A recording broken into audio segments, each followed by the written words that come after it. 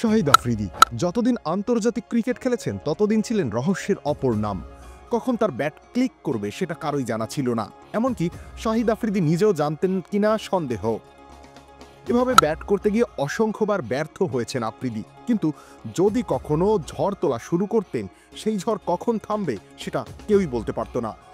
যত বড় বোলারই হন না কেন, বোর্ডে যত বড় রান তাড়া করারই চ্যালেঞ্জ হোক না কেন, উইকেটে যতক্ষণ লালা আছেন ততক্ষণ আশা করত পাকিস্তান। সময়টা 2005 সাল। কানপুরে মুখোমুখি দুই চির প্রতিদ্বন্দ্বী ভারত পাকিস্তান। পাক ভারত লড়াই মানেই অনন্য উচ্চতার উত্তেজনা। সারা বিশ্বের মানুষের দৃষ্টিতে থাকে এই লড়াই, আর এই সম্মানের লড়াইয়েই ক্যারিয়ারের চতুর্থ সেঞ্চুরি তুলে নেন শাহিদ আফ্রিদি। শুধু চতুর্থ সেঞ্চুরি নয়, তখনকার সময় এটি ছিল দ্বিতীয় দ্রুততম সেঞ্চুরি। প্রথম দ্রুততম সেঞ্চুরির মালিককে সেটা নিশ্চয়ই কারো অজানা নয়। ম্যাজিক হার্বাল টুথপেস্ট দূর করে দুর্গন্ধ সৃষ্টিকারী দাঁতের সমস্যা। ইয়েস, দেখাও তোমার ম্যাজিক। কানপুরে টসে জিতে ব্যাটিংয়ের সিদ্ধান্ত নেয় ভারতীয় অধিনায়ক রাহুল দ্রাবিড়। তার সিদ্ধান্ত ভুল প্রমাণ করতে বেশি সময় নেয়নি পাকিস্তানি বোলাররা। ইনিংসের শুরুতেই ব্যাটিং বিপর্যয়ে পড়ে ভারত। শেষ পর্যন্ত অধিনায়ক দ্রাবিড় এবং কাইফের ব্যাটে ভর করে 249 রানের সংগ্রহ দাঁড় করায়। 250 রানের লক্ষ্যে ব্যাট করতে নামে পাকিস্তান। পাকিস্তানের পক্ষে ওপেনিংয়ে আসেন সালমান বাট এবং শাহিদ আফ্রিদি। শাহিদ আফ্রিদি ব্যাটিংয়ে নেমেই বোলারদের উপরে চড়াও হয়ে খেলতে শুরু করেন।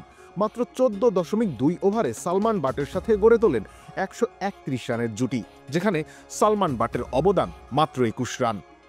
আফ্রিদির ব্যাটে ভর করে প্রথম 5 ওভারেই পাকিস্তানের সংগ্রহ ছিল 55 রান। এর মধ্যে 15 বলেই 43 রান করেন আফ্রিদি।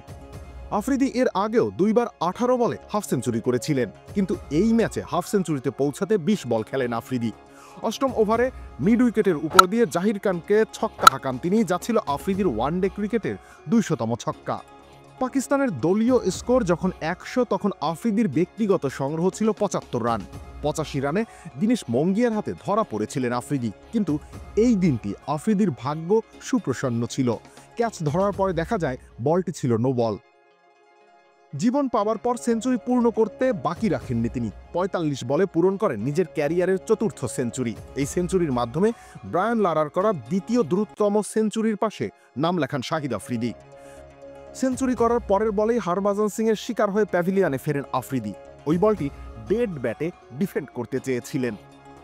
হয়তোবা আউট হয়ে ফেরার পথে আফ্রিদি ভাবছিলেন এই একটা বলে কেন ডিফেন্ড করতে চাইলাম, যদিও তখন তার নামের পাশে ছিল 46 বলে 102 রানের অমানবিক এক ইনিংস। রবিউল ইসলাম রনি, খেলা 71।